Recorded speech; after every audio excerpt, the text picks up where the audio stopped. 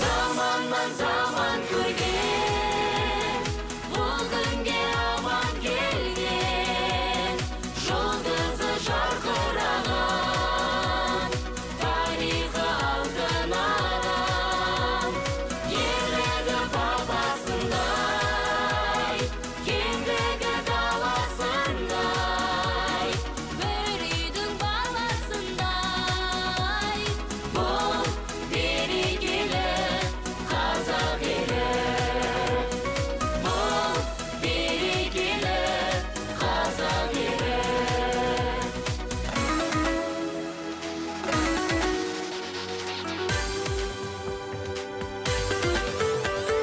Желбіреп аспанында көк байрағы, Көзіңнен қазағымның от шайнады, баянды құтты болсын қазақ елі, бақыт келіп белдеуіңе ат байлады. Заманнан заман көрген, бұл күнге аман келген, жұлдызы жарқыраған, тарихы алтын адам, ерлігі бабасындай, кеңдігі даласындай, бір үйдің баласындай, бұл берекелі қазақ елі, бұл берекелі қазақ елі, бұл берекелі қазақ елі.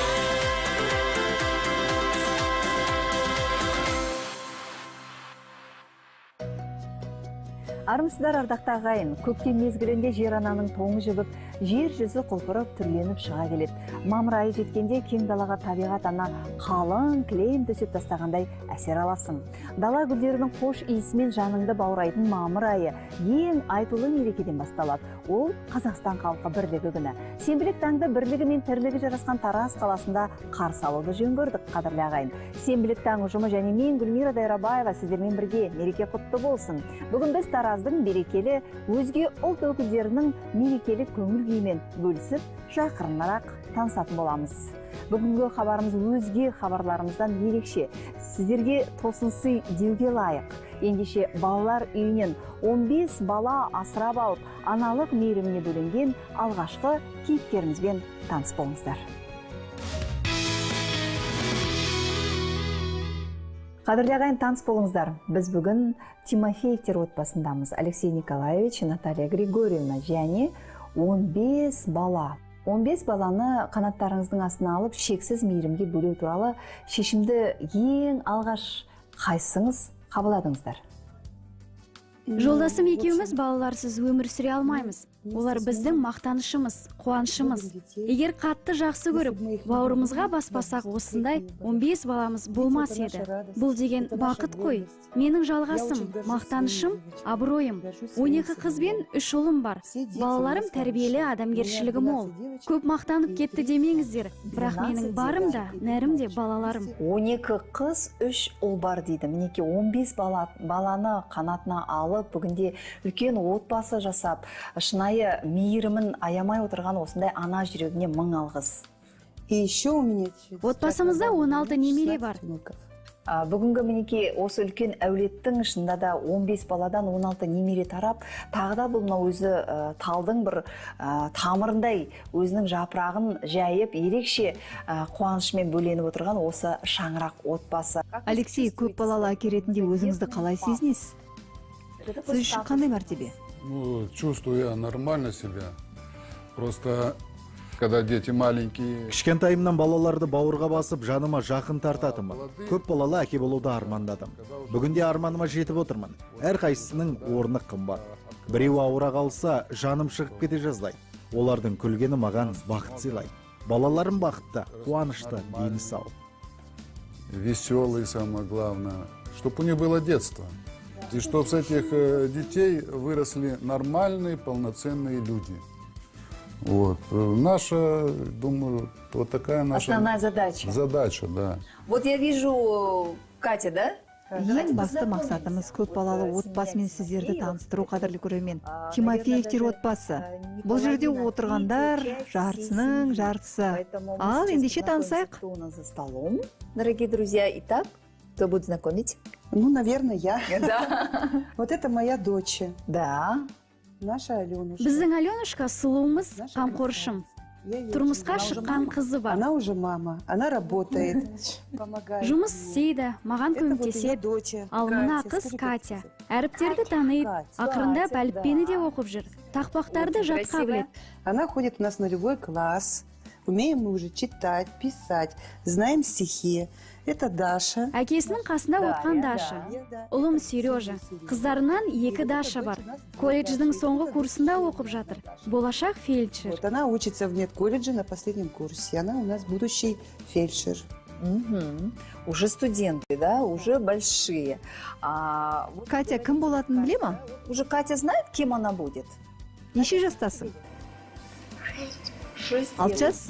Есейген кезде кім болатыныңды таңдадың ба? Думала об этом еще? Учителем. Арманың орындалсын, Катя. Немеренің көркі ортамызда кішкентай ғана 6 жасар Катерина бізге қазір не айтады?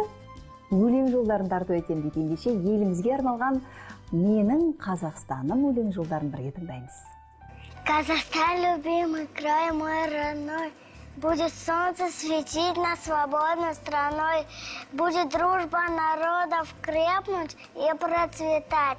Вечно будем тебя мы любить, защищать. Молодец. Әдемі, мінеки Қазақстанымды өзім қорғаймын, Қазақстанымды мен жақсы көремін, бұл менің отаным, менің елім деп, мінеки 6 жасар кішкене ғана Катямыз өзінің жүрегіндегі әдемі өлең жолдарын тарту етті. Мерекелеріңіз құтты болсын. Эфирде сенбілік таң біз Тараз қаласына мерекелік хабарды таратып отырмыз. Ендеше бізбен бірге болыңыздар. Мемлекет тарапынан бүгінде әрине үлкен істер атқарылып жатыр. Жалпы қандай нақты көмектер көрсетілді? Ну, в данное время сейчас... Қазіргі уақытта мемлекетіміз балаларды қамқорлығына алып көмектесуде. Бізге хабарласып, жағдай сұрап тұрады. Балаларға киім кешектерін әкеп, түрлі сыйлықтар жасайды. Сондай-ақ білім басқармасынан балалардың құқықтарын қорғау жөніндегі мекемемен тығыз байланыстамыз. Бүгін мен қарап отырып Наталья ханымға ерекше бір тағы бір мамандықты аштым. Біз әрине күні бойы үлкен өмірлік академияны бітірген білім бар, диплом бар. Ол еш жерде мөрі қойылмаса да, ол өмірдің мөрімен бекітілетін мамандық, ол ана болу мамандығы. Мен ойлаймын, бүгінгі біздің Наталья ханым ерекше мамандықтың иесі, ана атанып отырғандығы. 15 баланың анасы. Бала кезінде тәрбиеші болуды армандағанмын. Мектепті бітіріп, армандағы мамандық бойынша білім алдым. Балабақшада тәрбиеші болып жұмыс істедім. Сол кезден балаларды жақсы көруші едім. Сәбилерім көп болса, оларды тәрбиелеп өсірсем деген үлкен арман болды. Алексей екеуміз ойлана келе бала асырап алуды жоспарладық. Жоспарымыз орындалып, балалар үйінен қамқорлығымызға бірінші қыз баланы бауырымызға бастық. Одан кейін жалғыз болмасын деп, тағы да қыз баланы алдық. Бір-біріне қамқор, бауырма болсын деген ниетпен. Солай-солай 15 ұл қызды бауырымызға бастық. Асырап қана қоймай, қоғамымызға өзіндік септігін тигізетін ұрпақ тәрбиелеудеміз. Өмірге бейімдеп, мейірімділік пен адамгершілікті бойына сіңіруге күш салып жатырмыз. Чтобы дети знали, что у них есть мама, есть папа, есть братья, сестры. У меня большая семья. Бала асырап, бағып, қағып жеткізіп, мойныма алған жауапкершілікті орындағаныма шүкіршілік етемін. Сондықтан айтар едім, әр баланың отбасы, әке шешесі, бауырлары болғанын қалаймын. Бала асырап ауылдан қорықпайық. Қуаныш пен бақыттың негізі балада. Был папа. И это моя задача. И я ее хочу выполнить хорошо. Өте дұрыс, Наталья, өте дұрыс. Әрине, әрбір ата-ана, әрбір ана жүрегі бала деп соғады ғой. Сол себептен сіздің мынау үлкен алға қойған мақсатыңыз шынайы, өзіңіздің жүрегіңіздегі үлкен үлбіреген бала жандығыңыз, өзіңіздің таңдаған мамандығыңызбен бірге ұштасып отыр. Бейбіт заманда осындай ерлік жасаған үлгілі отбасына облыс әкімі өз ризалығын білдіріп, үлкен автокөлік, газель сыйлаған, солай ғой? Бұны әрине ойлап қарасақ, бұл қажеттілік. жалпы сіздердің бүгінгі әулеттеріңізге өте қажет дүние. Ал енді жаңа өзіңіз айтып кеткен 15 бала болса, оған қоса 16 немереңіз болса, мамасы папасы қосылса, сол газельге сыя ма екен деген сұрақ қой, сиясыздар ма барлықтарыңыз? Нет, мы не помещаемся. Но по возможности мы их по очереди возим, помогаем детям. Вот нам эта машина вообще очень необходима. У нас многие дети... Иә, барлығымыз машинаға сыймаймыз, бірақ қажеттілігімізге жарап тұр. Үлкен қызым тұрмысқа шыққан, өзінің отбасы бар. Балаларым барлығы бізбен бірге тұрмайды ғой. Отбасылы болып бөлек шыққандары да бар. Екінші қызымның 3 баласы бар. Жаңадан үй соғып жатыр. Соларға газельмен құрылыс заттарын апарып көмектесеміз. Демалыс мереке күндері қаланың сыртына шығып, өзеннің жағасына барып, көгалға демаламыз. Балалар суға түсіп, шомылып мәз-мейрам болады. Осылай демалысты табиғат аясында өткіземіз. Газель қажеттілігімізге жарап тұр. Осылай сыйлап, ескеріп жатқан азаматтарға алғыс білдіреміз. Мінекей, осындай үлкен марапаттарды жасап жатқан әрине облыс әкіміне ризашылығымызды білдіреміз. Әрбір ауданда мен ойлаймын, осындай көп балалы отбасыларына өзінің ерекше ілтипатын көрсетіп жатқан басшыларға ризамыз. Жалпы енді оңтүстіктің адамдары, оның ішінде өзге ұлт өкілдері қазақ тілін жақсы түсінеді дейміз ғой. Соның бір дәлелі болсын, қазір Сергей бізге жақсы өлең жолдарын тартып өтем дейді, тыңдап көрейік. Өзіндікі туында, отпен ауа суында, жаса Қазақстанның білден бекен буында. Тамаша, рахмет. Мінекей бастамасы жаман емес, яғни Сергей болашақта мүмкін қазақ тілін мамандығын таңдау мүмкін, е? Кем хочется, Сергей? Дәнекерлеуші болып жұмыс істегім келеді. Өте дұрыс, өте дұрыс. Мінекей қиын жұмысты таңдап отыр, бірақ ол жұмысқа көбісі, мысалы, кішкентай кезімізде біз ғарышкер боламыз, немесе әскери адам боламыз дейді. Мінекей сварщик болам дейді. Бұл да мамандық өте қажет. Сергей, арманың орындалсын. Бізге бұндай талапты мамандар өте қажет, иә? Жалпы енді балаларыңызға қандай мамандық таңдауды өздеріңіз ақыл кеңестеріңізді беріп отырасыздар ма? Немесе осы бағыт-бағдар тек өздерінің еншісінде ме? Ну, знаете, сейчас вот в школу часто приходят... Негізі мамандық таңдау мектеп кезден қалыптасады. Ол жерде ұстаздардың бағдарының арқасында біздің айтуымыз бойынша қорытып бір маман иесі болып шығуына шешім шығарады. Өзінің қызығушылығы да септігін тигізеді. Сіз білесіз, қазіргі уақытта барлығына қол жеткізуге болады. Тек ішкі ниет пен тілек керек. Вот они тоже, ну вот так как-то сообща вот это и выбираем. Мен қарап отырмын да, бір жағынан әдемі екен. 12 қызым бар дейді. Қандай тамаша. Көмекшілер өте көп. Бір қонақ шақырған өзінде қыздардың барлығы тыпырлап өзін бәрі жасайды. Мына дастархан басында бауырсақты байқап отырмын. Бауырсақты кім жасады, Наталья? Ну, мы живем в Казахстане. Қазақ елінде өмір сүргеннен кейін қазақтың салт дәстүрлерін білу керек. Иә, өзім жасадым. Қазақтың ұлттық тағамдарын жақсы көремін. Әсіресе бауырсақ дастарханымыздан үзілмейді. Өйткені балалар жақсы көреді. Міне, дастарханда орыстың құймағы, біздің дәмді бауырсағымыз бұл тағамдардың дәмі тіл үйрет. Қыздарымның барлығы тамақ дайындауды біледі. Әсіресе бауырсақты жақсы пісіреді.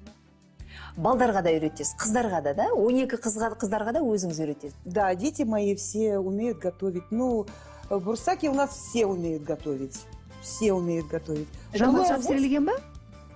Ну, наверное, по-джамбурски. Пісіруді сізге кім үйретті? Бауырсаки готовить. Біреу үйретті ме, әлде өзіңіз көріп жүріп үйреніп алдыңыз ба? Нет, ну, наверное, народ Казахстана. Вот пойдешь в гости, а там бурсаки, спросишь, как ты делаешь, объяснят, расскажут. Где-то вкуснее, опять спросишь рецепт.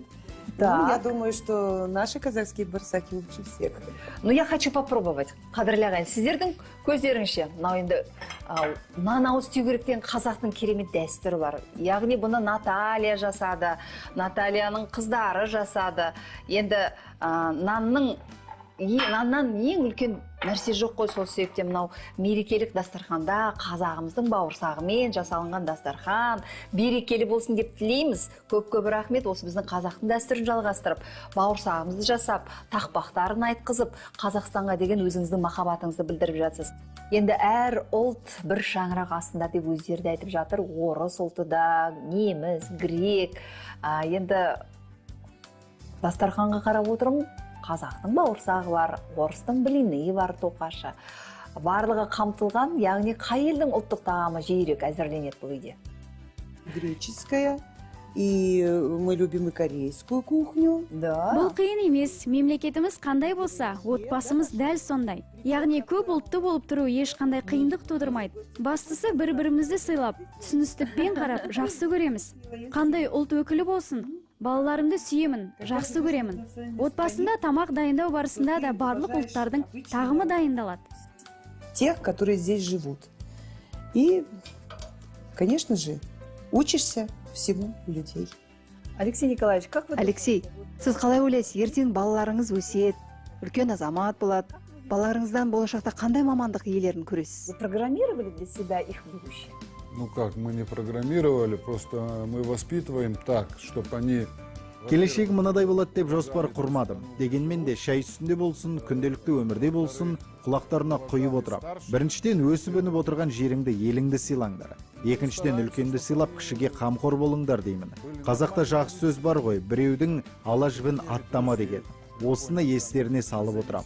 Балалар қазақ тілін үйреніп келеді. Өзімнің жасым келгендіктен толық білмеймін. Қазір 62 жастамын. Біздің жас кезімізде қазақ тілін оқуға мүмкіндік көп болған жоқ. Дегенмен де қазақ тілін үйренуге әлі де тырысамыз. Ну вот завтра день единства. Ертең бірлігіміз жарасқан мереке, көктем айы, ағаштар гүлдеп, бүршік атқан керемет көрініс емес пе? Бала күнімізден осы мейрамды асыға күтеміз. Адамдардың бір-біріне деген ерекше ықыласын, бірлігін, татулығын байқаймыз. Ал сіз үшін бірлік ұғымы қандай мағына береді? Он действительно объединяет все нации. Что для вас единство? Единство народов? Но это дружба, это мир. Бұл дегеніміз достық. Бірлесіп, ауызбіршілікте ел болып, ашық аспан астында өмір сүру. Елімізде бақытсыздық, қайғы деген болмасын. Әлеуметтік желілерден, телеарналардан әлемдегі адам шошитын жағдайларды естіп, көріп жатырмыз. Бізден бет аулақ болсын. Осындай тыныш елде өмір сүріп жатқаныма қуанышпен мақтанып айта алам. Елбасымыз Нұрсұлтан Әбішұлы Назарбаевқа басымды иіп, алғысымды білдірем. Осы жерде әке шешем, өзім туып өскенмін. Балаларымда өсіп келеді. Таразымды жақсы көремін. Күннен күнге гүлденіп, жанданып келеді. Он у нас сейчас процветает. У нас так красиво сейчас. Это тоже наш акимеат вот, заботится о нашем городе. Вот. Я люблю свою страну. Я люблю мой Казахстан. Я люблю мой Казахстан. Әрине, дәл осындай сөздермен мен ойлаймын, менің Қазақстаным гүлдене бер, менің Қазақстаным жасай бер, менің Қазақстаным әрине осындай адамдармен бай болсын. Бар жерде бірлік жеңеді, әрине бірлік бар жерде тірлік бар дейміз. Сол себептен осы үлкен шаңыраққа қарап, 15 баланы қанатына алып, одан 16 немере дүниеге келіп, өзінің қанаттарын одан әрі жалғастырып келе жатқан осындай шаңырақтарға біз әрине береке, бірлік тілейміз. Көпұлтты мемлекетіміздің азаматтары ретінде Қазақстан жұртшылығына өз тілектеріңізді жеткізуге дәл қазір мархабат. Я хочу от всей нашей семьи поздравить с большим... Отбасымның атынан барлық қазақстандықтарды бірлік күнімен құттықтаймын. Әр отбасыға бақыт, денсаулық, ашық аспан тілеймін. Чтобы в нашем Казахстане процветал только мир. А сейчас я хочу всех пригласить. Сыртқа шығып, барлық балалармен таныстырғым келеді. Балаларым аман болсын, барлығымыз бейбіт өмір сүрейік. Своих детей. Я ими горжусь и хочу, чтобы все их увидели и посмотрели, какие у меня прекрасные и хорошие дети. И внуки тоже. И внуки. Жаңағы айтып кеткен Наталья ханымның үлкен жүрегіндегі махаббат, мінекей есік алдында балаларының барлығы жиналып сіздерді құттықтауға дайын дейді. Әрине біз ол құттықтауды үлкен ниетпен қабыл аламыз. Ендеше қадірлі ағайын, бізбен бірге болыңыздар.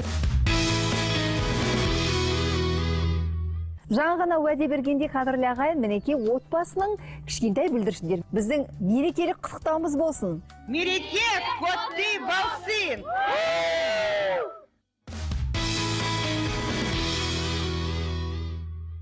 Жаңа ғана таныс болған отбасы, әрине ерекше отбасы, позитивті, көңілді, қуанышты, шынайы жүректері махаббатқа толы отбасы. Қазақ, еврей, украин, корей, орыс ұлты өкілдері бар. Бұл отбасына біз әрине амандық тілейміз. Және бұл отбасы менің отбасымның дәстүрі байқау фестивалінің жеңімпаздары екен. Әрдайым аман болыңыздар.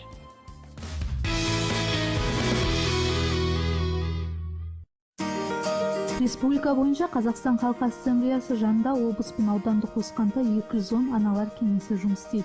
Сонун бири Жамбыл облусунда орналаскан. Курулганына көп убакыт болмаса да бүгүнкү күн аткарылган жумуш аз эмес. Турактуулукту нығайтып, отбасы кундулуктарын сактауга өз үлестерин косууда. Биздин кеңесибизге 24 этномадений орталыгынын мүчөлөрү катышады. Бул казак этномадений орталыгы, орыс, дүнген, поляк, барлык биздин облусубузда туратын улут вакилдери, дарынын аналар вакилдери биздин мүчөлөрүбүз. Балалы отбасылар көп, осундай көп балалар отбасыга көмөгүбүз беребиз. Ана ким карттар үйүнө барамыз, үнемі барамыз, ана балалар үйіне барамыз. Детдом дейміз ғой, Сарымалдаева, осы жерге барып, өзіміздің группаларымыз бар, соларға біз ана мейірімі беріп, сол балалармен кездесіп, сыйлықтар апарамыз, бірге тақпақтар айтып, өлең айтып, билеп, осы көңілдерін көтереміз.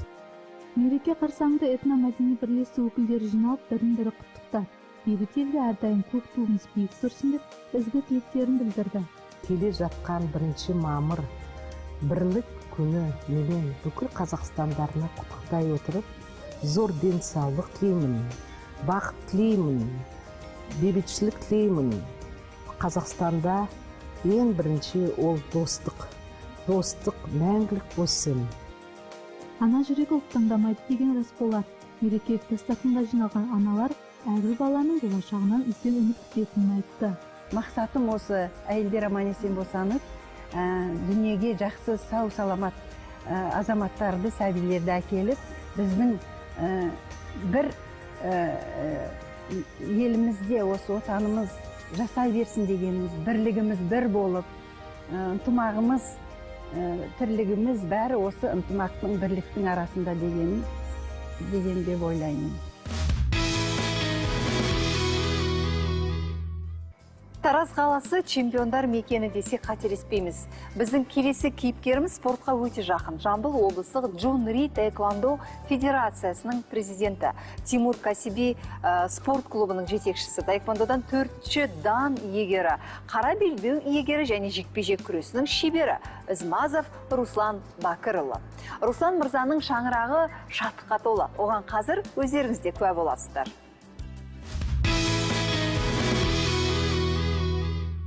Сенбілік таң эфирі мінеки тағы да бір отбасына қонаққа келді. Қадірлі ағайын, біз жайғасып орналастық.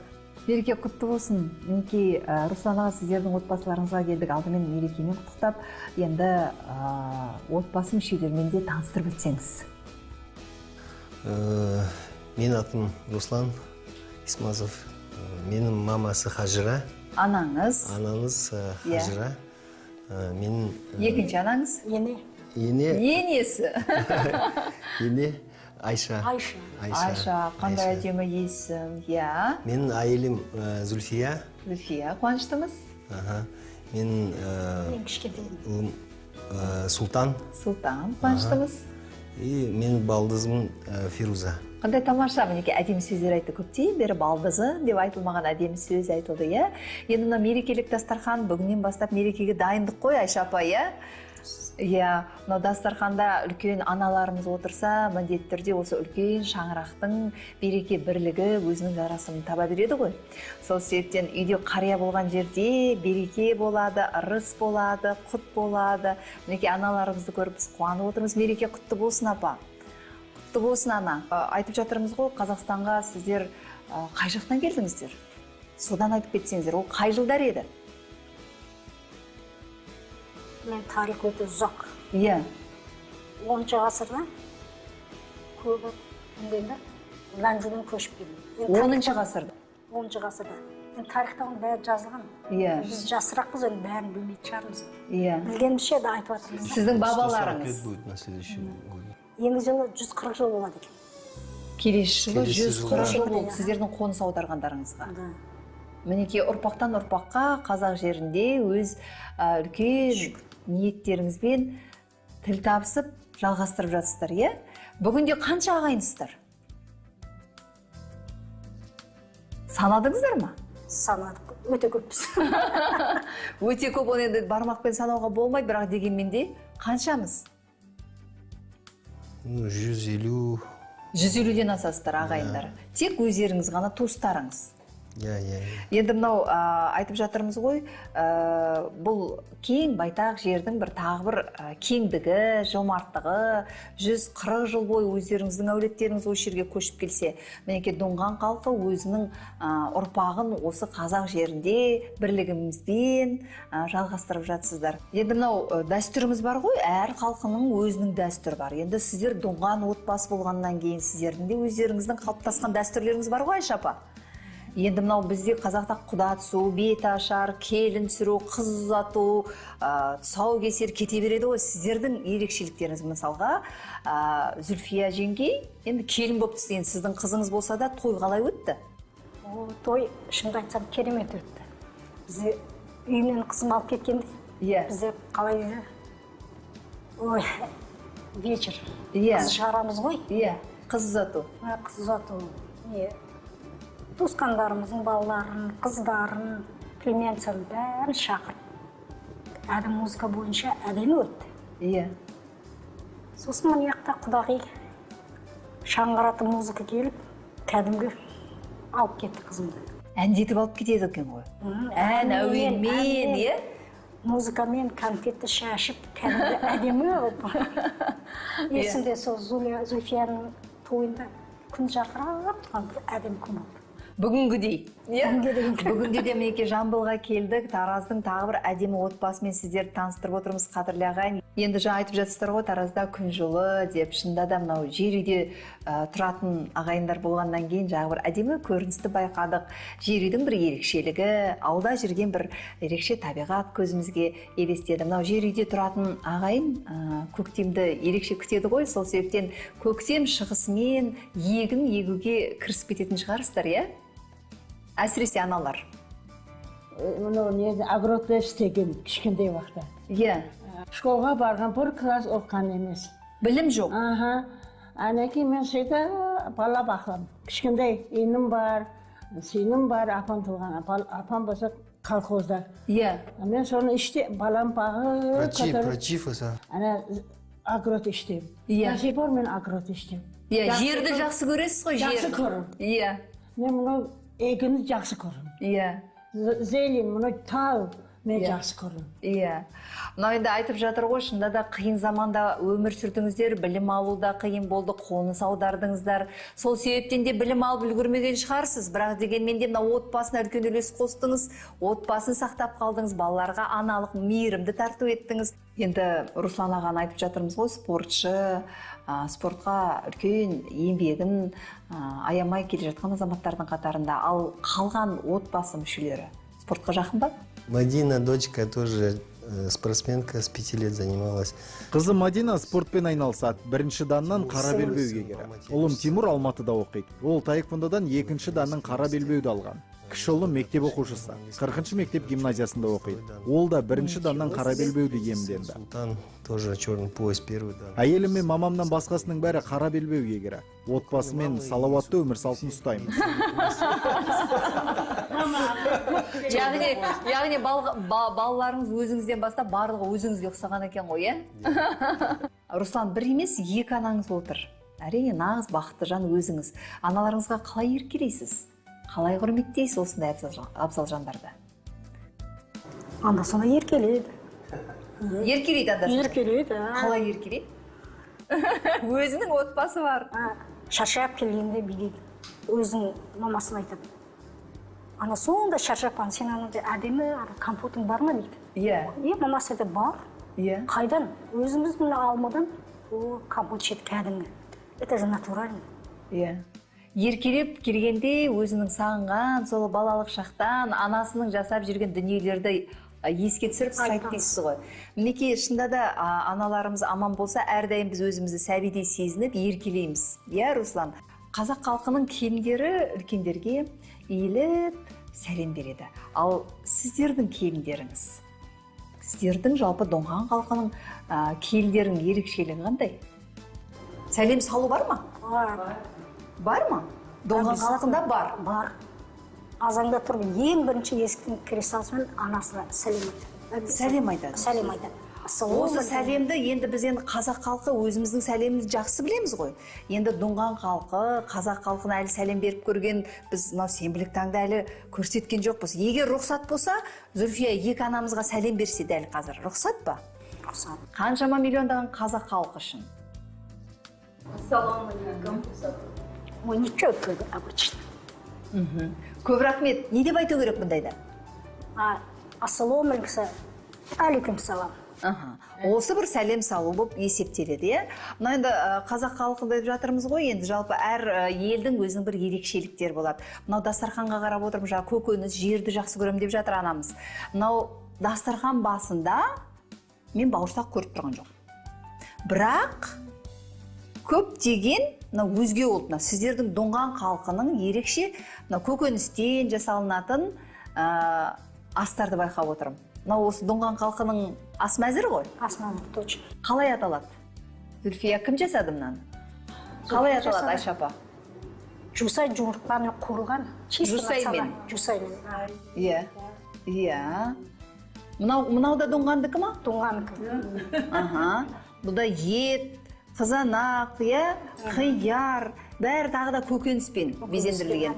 Бұл да мінекей Доңған халқының өзінің ұлттық тағамдарының бірі, яғни мінекей қазақ жерінде шында да өз тілдеріңізді, өз мәдениетіңізді, өз ән билеріңізді, өз дастархандарыңыз, тағамдарыңыздың барлығын сақтап келе жатсыз. Бұл нені білдіреді? Мына біздің еліміздің, Қазақстан жерінің сіздерге берген мүмкіндігі, бірлігіміз әрдайым жарасқан. Сол себептен сіз өз мәдениеттеріңізді сақтап қалдыңыздар. Енді мынау Сұлтан отыр, кішкентай ұлыңыз, кішкентай біздің бүлдіршіндеріміз ауыл аймақтарда спортшы болам, оның ішінде үлкен спортшы болам деген армандары бар балалар бар. Сол балаларға қандай кеңес берер едіңіз? Неден бастау керек? Вообще, дети у меня занимаются с 4-4,5 лет уже. Ну, то есть самые младшие, которые... То есть... Біздің орталыққа балалар 4-5 жастан бастап қабылданады. Әрқайсысының үйірмелері бар. Оларға қатысып жаттығады. Таэквондодан біріншіден денсаулығы жақсарады, екіншіден үнемі физикалық формада болады. Үшіншіден өзін-өзі қорғану үшін жақсы мүмкіндік деп ойлаймын. Таэквондодан тренер болып жүргеніме 35 жыл болды.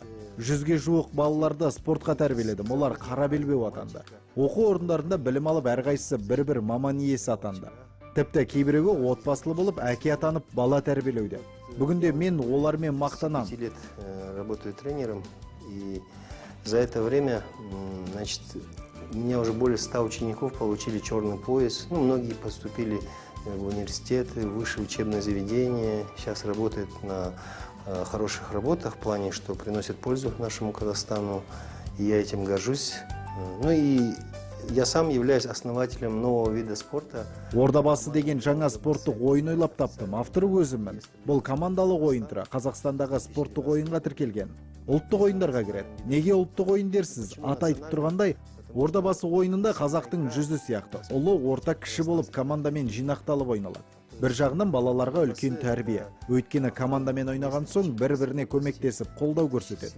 Бұл жерде өзімшілдікке орын жоқ. Бұл ойын стадион, балалар алаңында футбол ойнайтын кез келген жерде ойнай береді. Биев наших, Толеби, Айтикиби, Кайзыбекби.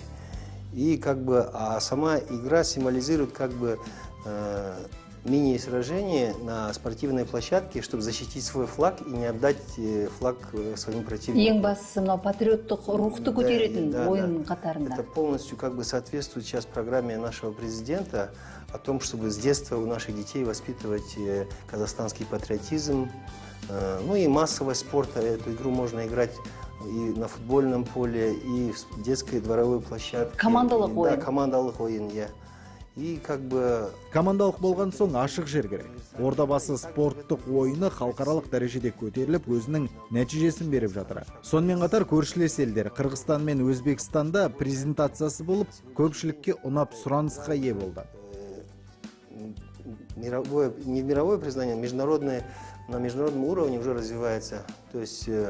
Осы жылы ақпан айында Ресейде болдық. Олардың жаңа ойынға деген ілтипаты ерекше. Ендігі мақсат Еуропа елдеріне барып спорттық ойынды таныстырсам деген ниет бар. Негізінен бұл ойын келешекте әлемдік дәрежеге көтеріліп, спорттық ойындар арасында ойып тұрып орын алады деген сенімдемін. Да, защищать свои символы своего государства. Ну и в будущем, как бы, я думаю, что благодаря этой игре мы прославим наш Казахстан. Бұл менің үлкен арманым. 15-20 жылдан кейін олимпиадалық ойындарға қосылып, футбол сияқты дәрежесі тең болса екен. Ордабасы ойыны туралы осындай арман тілегім бар. Все стадионы будут переполнены Ордабасы. Сәттілік тілейміз. Казахстан, арманыңыз, то есть я мечтаю, чтобы весь мир играл, и чтобы знали, что эта игра произошла с Казахстана, что это мы, как бы Казахстан, есть родоначальник этой игры, и что про историю наши дети тоже не забывали, что такое Ордабасы, где объединились джузы. То есть это тоже очень актуальный вопрос на сегодняшний день. Әрине, шында да жаңағы айтып отырған ойынның бір ерекшелігі ұлттық рухқа, намысшылдыққа, патриоттық сезімге үлкен өзінің бағытын беріп отыр. Ендеше бұны көп айтқанша бір көрген артық деп ойлаймын. Сол себептен біздің тілшілеріміз арнайы дәл осы ойын жайлы түсірген бейне көріністі біз сіздерге тарту етеміз. Бірге тамашалайық.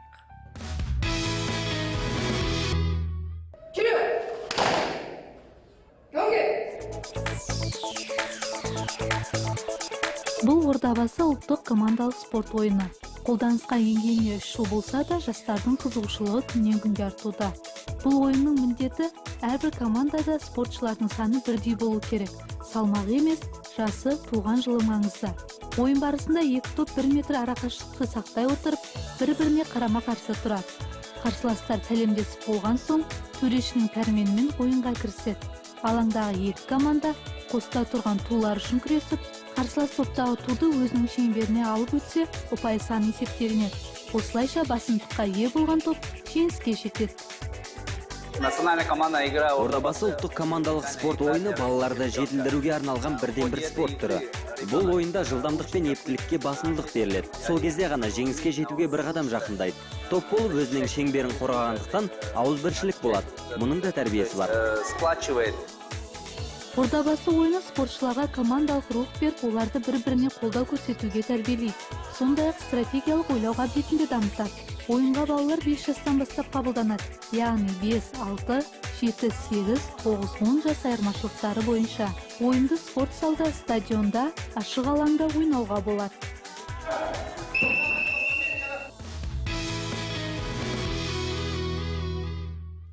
Неке осындай әдемі отырыс, отбасында енді шында да дастархан, көңіл күй, қуаныш, енді аналарымыз шынай өзінің жүрегіндегі үлкен бір махаббатты тарту етіп отыр ғой. Сол себептен дәл қазір бір әдемі ән болсын, аналар. Ән айтамыз ба?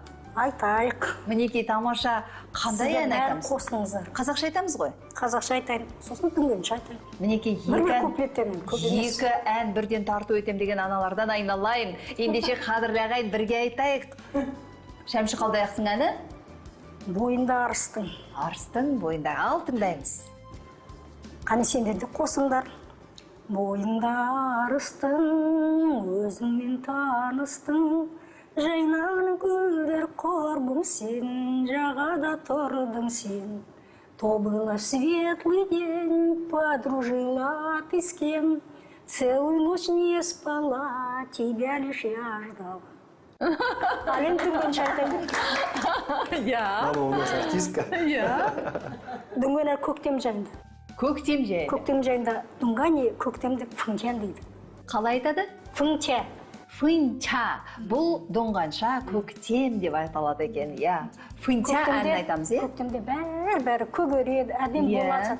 Как оживление травы.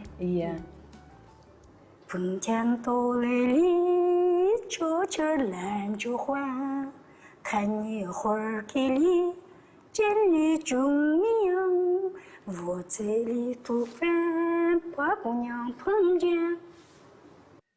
Болды ма? Енді қызып кетіп тыңдауға кіріп кетсем, көктемді елестетіп, жапырақ келді, көзімнің алдында елестеді деп бәрін түсініп отырмын мен негізі.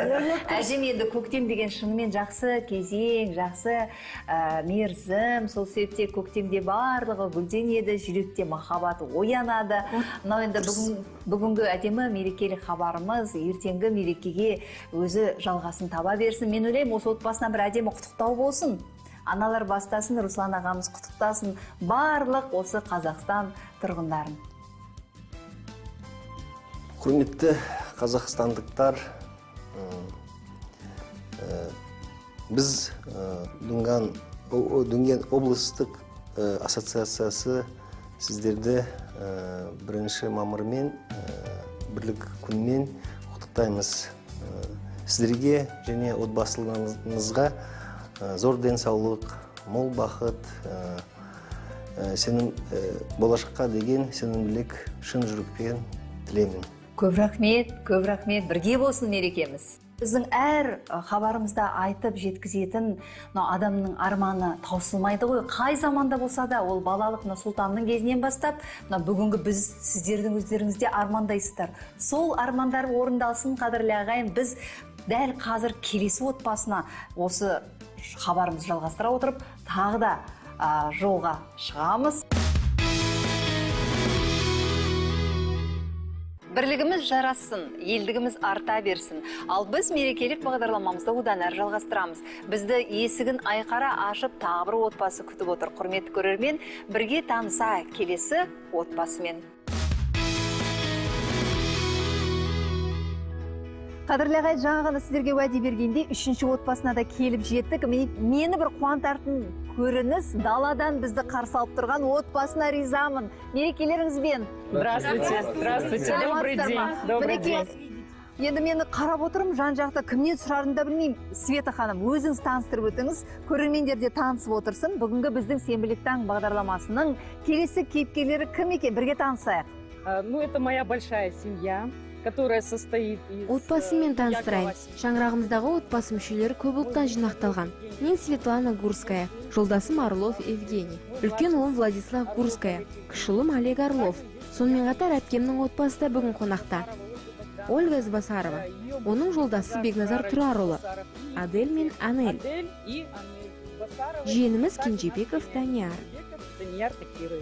Яғни әртүрлі фамилия естідім мен құлағыма. Избасаров болды, тағындай? Гурская.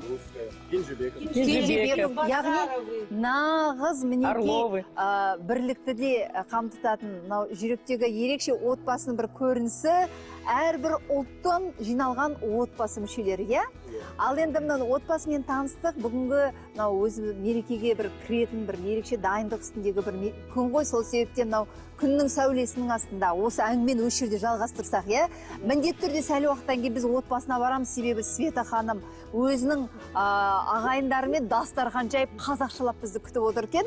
Ол енді міндетті түрде болады, бірақ дегенмен де әңгімемізді бастасақ, енді айтып жатырмыз, отбасыларыңыз ерекше. Несімен ерекше? Данияр. Отбасымыз қарапайым, көп ұлтты, тату-тәтті өмір сүреміз. Сол? Қай тілде сөйлесесіздер сонда? Аралас. Негізі барлығы түсінеді қазақша? Барлығы түсінеді, қазақша да, орысша да, ағылшынша да түсінетін шығар. Жастар.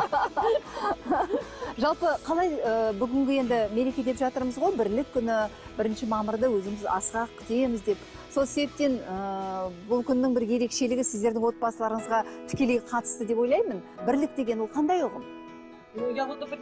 Осылай бір ауыздан бірігіп жиналып тұрғанымыз нағыз ауызбіршіліктер еді. Қаншама ұлттан жиналсақ та бірлігіміз ешқашан ажыраған емес. Единство это когда вот так... Мереке қарсаңында жұмыстарына қарамай менің шаңырағыма жиналып, маған қамқоршы болып қолдау көрсеткені бірлігіміздің бір дәлелі. Жұмыстарына, шаруаларына қарамастан осы түсірілімге атсалысып, жиналып отыр. Бұдан артық қандай бақыт керек? Өте қуаныштымын. Действительно единство. Яғни мінекей Сенбілік таң бұл отбасында, әрбір отбасындағыдай сенбі күні жұмыс күні ғой. Сол себептен Света ханым, менің бүгінгі ерекше дастарханымның қонақтары барлық отбасы мүшелері жұмыстарынан сұранып, осы әдемі мерекелік хабар үшін, қадірлі көрермендер, сіздер үшін осы жиынды жасап жатыр. Света, бұл енді сіздің абыройыңыз ғой. Жалпы енді қай кезде де болмасын, ананы біз қадірлейміз, ананы құрметтейміз. Қалай ойлайсыздар, ана деген сөз ол қандай сөз? Ана деген ол әр адамның өміріндегі ең бас сөз болу керек қой. Ана деген ең үлкен ұғым. Ең үлкен ұғым. Жалпы енді отбасында әрбір отбасының өзінің тәрбиесі болады, өзінің ерекшелігі болады. Воспитание, наверное, скорее всего, это наш личный пример. Тәрбие отбасынан басталады. Сәбиді кішкентай кезінен тәрбиелеп, дұрыс бағыт бағдар беру керек. Оларға үнемі қандай да бір шаруаны қолға алсаң, адалынан істеп тиянақты бол деп айтып отырамын. Сосын біз сияқты түрлі жетістіктерге жетіп, биіктен көрінесіңдер деймін. Кейде өзара әңгімелесіп отырған кезде осы дәрежеге қалай жеттік, қиындықтары мен қызықтарын әзіл шынымен айтып беремін. Сондықтан болар отбасымызда еңбекқорлығымыз басты орында тұрады. Своим детям передать. Қандай әдемі сөздер айттыңыз, Света. Шынында да мынау еңбекке баулу, еңбекқорлық деген ол бір ерекше әдемі сөзбен біз өз еңбегімізбен жастарға, өзіміздің балаларымызға үйретіп жатырмыз деп жатсыз. Қандай керемет. Енді ойлаймын, болашақта кішкентай балаларыңыздың өзіне мамандықты да таңдауға көмектесетін шығарсыздар, иә? Қандай мысалға көмек бересіз? Қандай мамандықтар иесі? Сіздің мамандығыңыз қандай? Да, я уже больше 20 лет. 20 жылдан бері білім саласында қызмет істеймін. Қарапайым мұғалімнен бастап мектеп директорына дейін көтеріліп, сан мыңдаған оқушыларды тәрбиелеп шығардық. Еще выше. Алға дейсіз ғой. Вперед двигаться. Осымен тоқтап қалмаймын, әлі де ізденіп, биіктерден көрінгім келеді. Адам ақтық демі біткенше өзін үнемі жетілдіріп ізденіп отыру керек. Сонда ғана өсу мен зиялылық болады. Жолдасым әртіс, Жамбыл облыстық орыс драма театрында режиссер. Также она с 91 года. Әпкем 1991 жылдан бері орыс драма театрында әртіс болған. Қазіргі уақытта режиссер болып қызмет атқарады, түрлі қойылымдардың авторы. Әпкемнің жолдасы Бекназар, яғни жездем, театрда басты рөлдерді ойнайды. Жиенім Данияр да осы орданың авторы.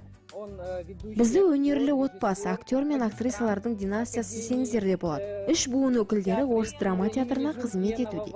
Ең бастысы қолдан келгенше әртүрлі салада қызмет көрсетіп, елімізге үлес қосып келе жатырмыз. Все у нас поющие, танцующие. Все пошли по стопам. Все музыкальные. Вот уже в 3-м поколении. Міне Анеля да осы орталықта. 3 жастан театрда жұмыс істеймін.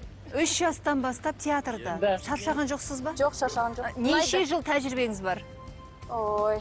Санадыңыз ба, нешедесіз бүгінде? 16 жыл. 16 жыл өзіңіз жасыңыз, сонда 19-да 3 жастан бастап, е? Оған баулыған әкесі. Қалай ол сонда? Балалық шақ деген қайға кетті? Сахнада өтті балалық шағы.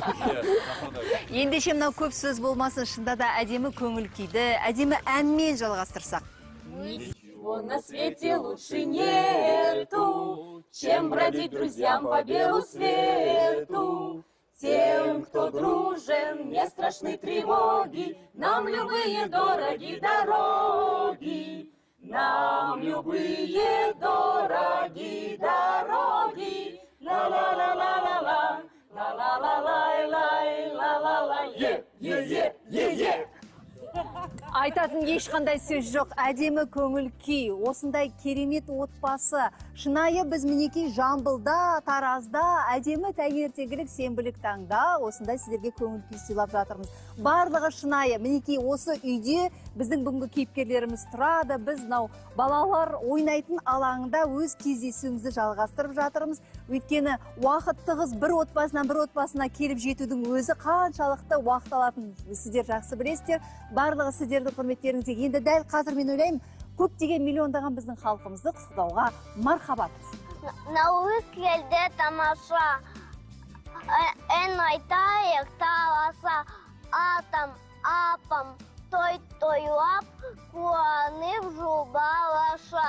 Тамаша, мінекей апам, әжем деп жатыр ғой, сіздерді айтып жатыр. Сіздер кейіпкер болып жатсыздар мына наурыз тойында. Шында да наурызды бір ай тойлаймыз ғой, кеше ғана наурызды тойлап біттік. Сонымен біз келесі мейрам бірлік күніне де келіп жеттік, е?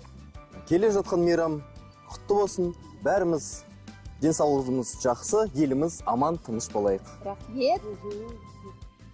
Барлық қазақстандықтарды бірлігі жарасқан отбасымыздың атынан осындай мереке күнімен құттықтаймын. Әр шаңыраққа денсаулық, бейбітшілік тілеймін. Гүлденіп өсе беріңіздер. Елімізде бейбітшілік заман болсын. Наш Казахстан, живи и процветай. Ты колыбель великого народа. Всю красоту и радость передай. И сохрани для будущего рода. С праздником, дорогие друзья! Көп-көп рахмет. Гүлмира, а сейчас мы вас приглашаем. Гүлмира, сізді дастарханымызға шақырамын. Сізді келетте арнайы мерекелік дастархан әзірледік. Отбасымыздың көп ұлттылығына қарамастан жақсы көретін ұлттық тағамымыз етті пісірдік. Дәмді дастарханымыздан ауыз тиіңіздер. Бізбен бірге жүріңіз.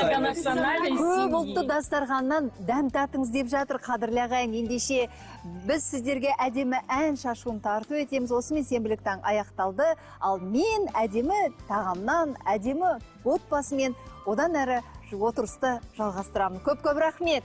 Неге құтты болсын!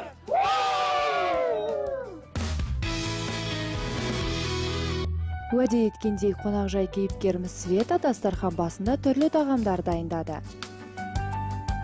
Бұл отбасының тағы бір ерекшелігі кез келген қонақтарға өздерінің сүйікті асы ет тағамын ұсынады екен. Олар әзірлеген астың дәмі қазақтың ұлттық тағамынан кем түспейді.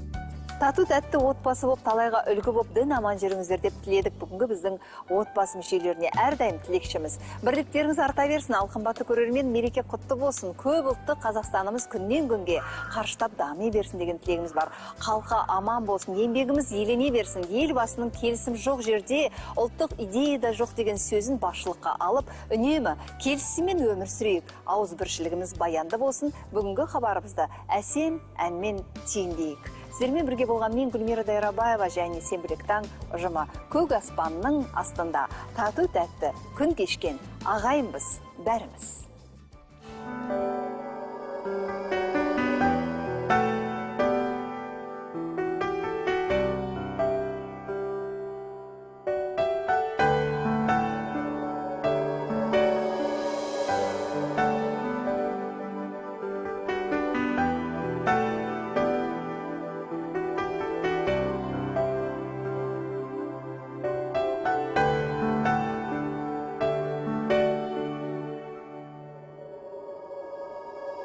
Жан жүрегі табысқан, қошақтары қауышқан.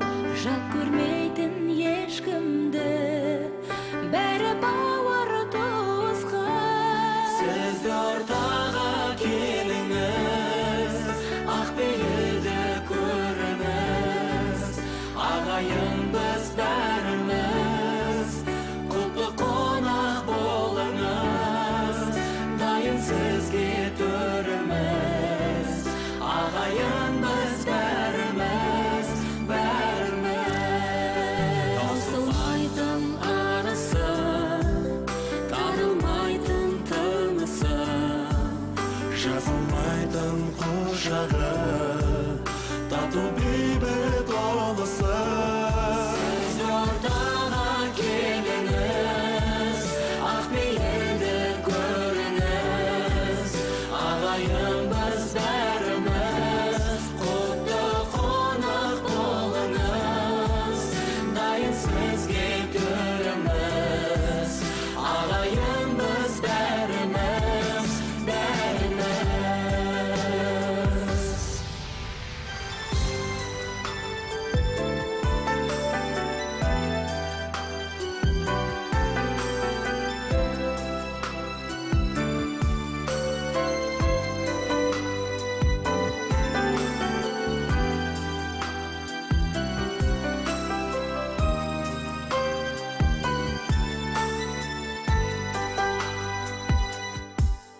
Ізгілікпен тілескен, пікірлері үндескен.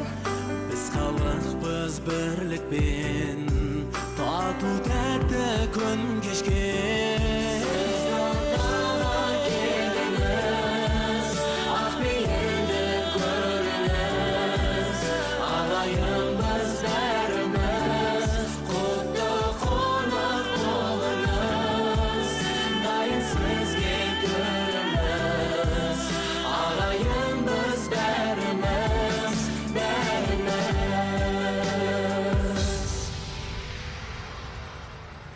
Тілі бөлек болғанымен тілек бір, ұлы достық мәпелеген жүрек гүл. Қазақстан бар ұлысқа шаңырақ, шайқалмастан шаттығымыз тіреп тұр.